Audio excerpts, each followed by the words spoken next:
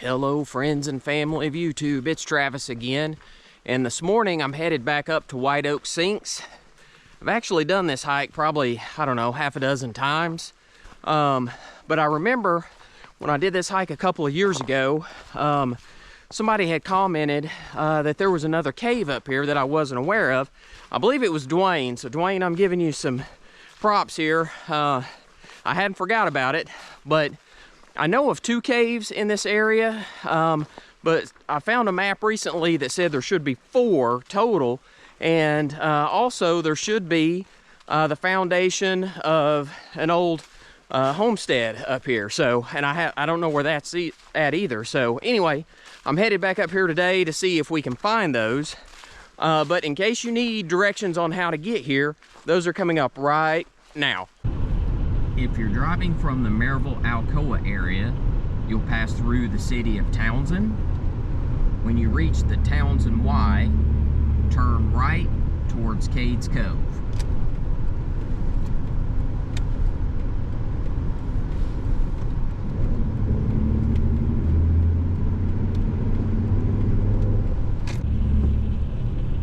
From the Townsend Y to this point, it's about a 6-minute drive. But you'll turn right into this parking lot.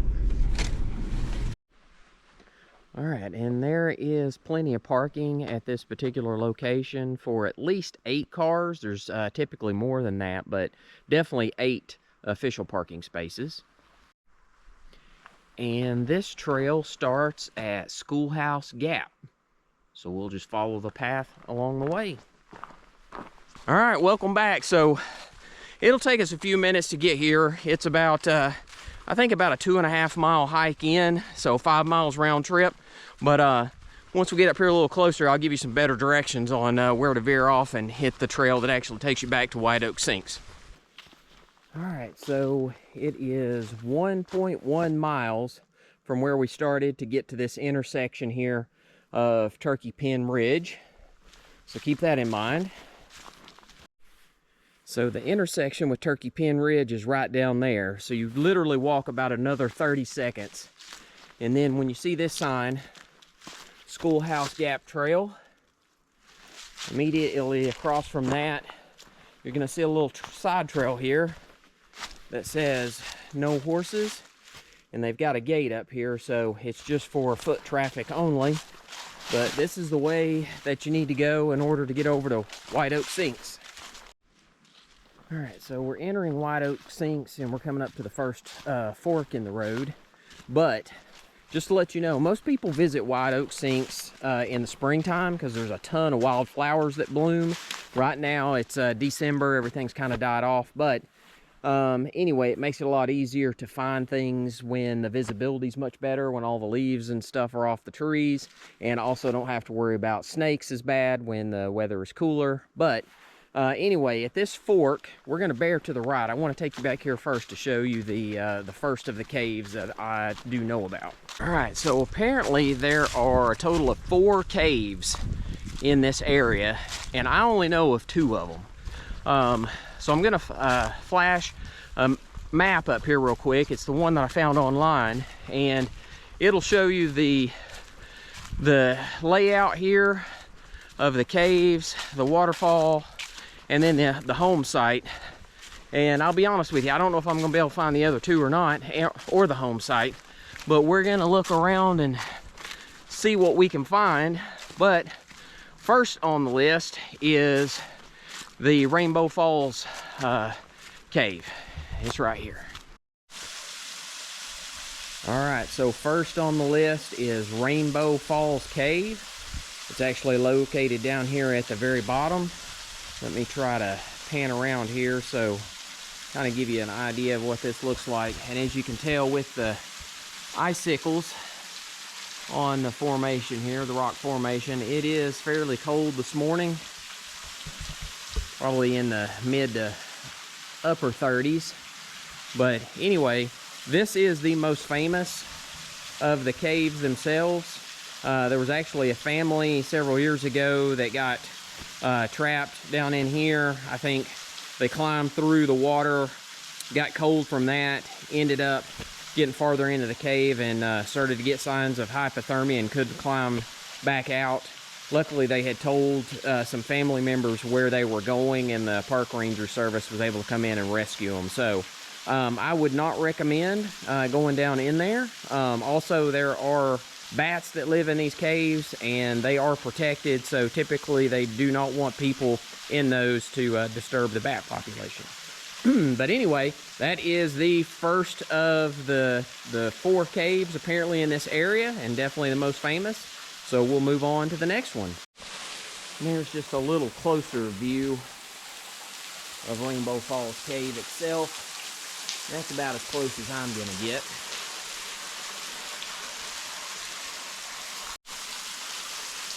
So just one more view here of Rainbow Falls Cave.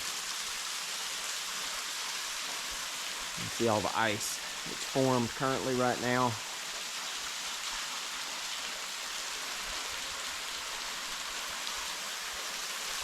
Alright, but on to the next stop. Alright, so when you get back here to the fork in the road, left is the way that we came in. Right is the direction we need to go to get back here a little further into Whiteoak Sinks. Normally in late spring, early summer, this whole area is absolutely covered with a variety of wildflowers. So there is typically a ton of activity during that time. People coming up here and visiting and taking photographs. And I've been up here. It's a pretty awesome site. But like I said, I enjoy hiking in the wintertime just for the fact that there's not as many people. The visibility is a lot better. I don't have to worry about insects and snakes when I'm, you know, out exploring. So lots of benefits to that, but you just don't have the same type of scenery that you would have earlier in the year. All right, as we make our way in here, we're gonna make a quick detour to the left, and I want to show you why, so hang on just a second. All right, you'll see a path that goes up to the top of the hill. Make sure you come up here and stop and pay your respects to Abraham Law. Looks like he passed away in 1844, and from what I've read, he actually died during a pretty harsh winter, and they were not able to get him out of here to bury him in a proper cemetery, so they ended up burying him at the top of this hill. So I think he may be the only grave that's in this area. But anyway, if you get a chance, just stop up here. I'm sure he doesn't get a ton of visitors, so he probably, hopefully appreciates it. But anyway, we're gonna head back down here, back into Whiteoak Sinks. And as you can see, everything here is fairly close together. And we're gonna head down here to this second cave. I'll show you where that's at. All right, just to give you a reference of kind of where we're at, that's the main path that we came in on. The little path that goes up to Abraham Law's gravesite, it's literally just right up through there. The waterfall, it was back there to the left, within 5-minute walk of here, so everything is very, very close. This is where all the wildflowers are typically, so remember that. And so the second cave that we're going to look at is just right up here. All right, so this is the second cave, and it's known as Blowhole Cave. See if we can see down in there. But it is blocked off for public safety and to protect the bat population that is down in there. So that is the second cave that I am aware of.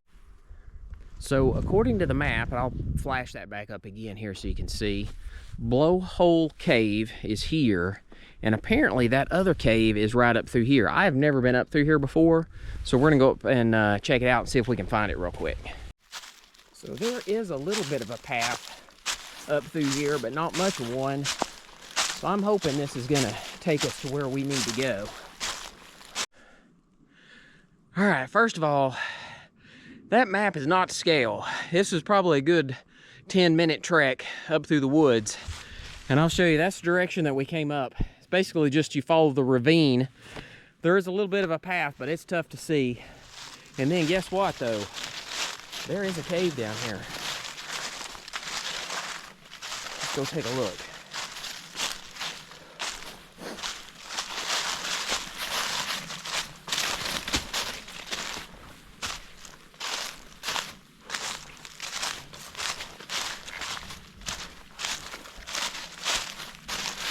All right, so that might be the best one yet out of all the ones that I've seen.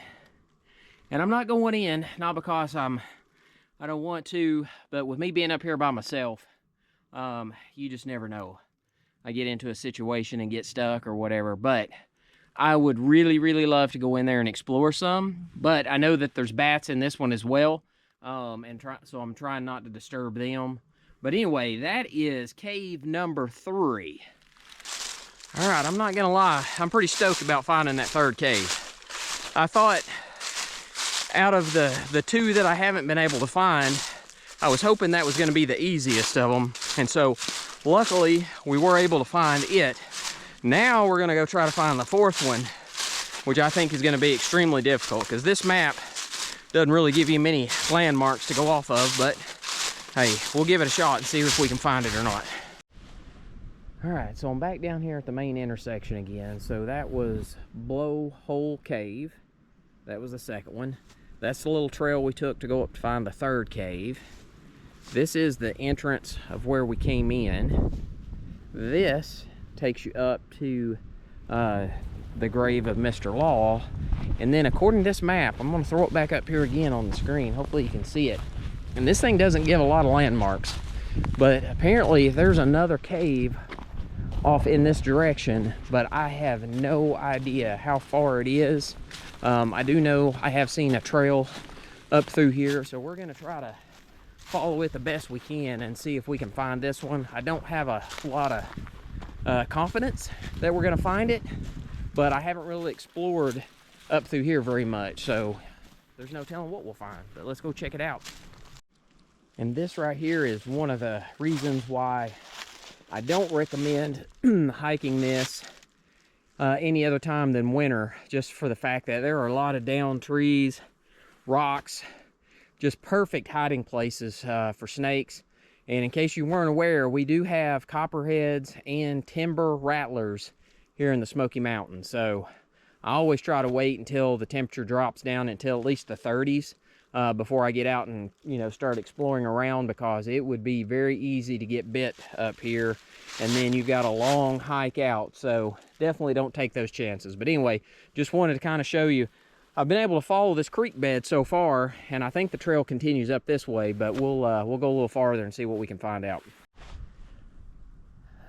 Like, I am literally in the middle of nowhere. Right down there is the riverbed that I've been following. I thought if I come up here on this hill, I could get a better glimpse, but man, I'm not seeing anything. There's supposed to be a stone wall back here somewhere too, and I've not seen it. So I've either went way too far or I haven't went far enough, but I'm gonna follow this river bed just a little bit farther and see if we can find anything. I hate to give up on it, but I do feel like this one's gonna be tough to find if I'm able to even find it at all. So let's keep going. We'll go a little bit farther. Well, this gives me a little bit of hope, because on the map it did say that there was a large rock wall, which I would assume that this is it. But also on that map, it's showing that cave is way off. And from what I can tell so far, this map not being to scale, I have no idea how much farther that is. So unfortunately, I'm gonna have to call it quits on that one, because I just don't know. As you can see, like the woods are getting a lot thicker. There's not really a trail up through here. I've just been kind of making my own path. So I'm gonna head back down and get back down to Whiteoak Sinks. But at least I made it to this point, which I didn't know if I'd even be able to find this or not. So I consider that a win, but gosh, I just hate that I couldn't find that 4th cave. But I think it's so far back in here. Hopefully somebody that sees this video, maybe they know where it's at, maybe that I got close or I still had a ways to go, and they'll leave a comment. But anyway, let's head back down and we'll wrap this up. All right, so as Most of you probably know I've only been hiking for about 3 years. So when I get out here, I'm learning with you all as I'm trying to find new stuff on these trails. Today I would say is maybe bittersweet. I had hoped to find all 4 caves. I couldn't find the last one, but I will say finding the 3rd one was pretty awesome. Didn't know it was here. I mean, I'd heard, but just didn't know where it was at. So we found that one. I wasn't able to find the old homestead. But I did find the old stone wall. So while I didn't get everything on the list, I definitely got a couple of them knocked off. So that was an improvement.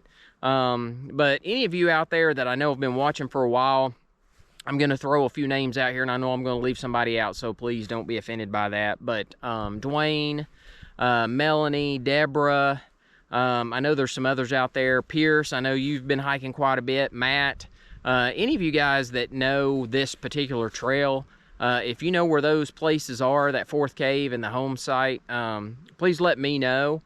Just put some information down in the comments. I'd love to know, and then I'll come back up here and try to find them again. So, like I said, I've hiked this trail half a dozen times, and you know, today's 2 new experiences for me. So I did enjoy that. Hopefully you enjoyed the video. If you did, please go ahead and hit the like button. And I would also go ahead and ask that you hit the subscribe button. Doesn't cost anything. It'll just give you the notification the next time I publish another video. But until next time, just keep walking.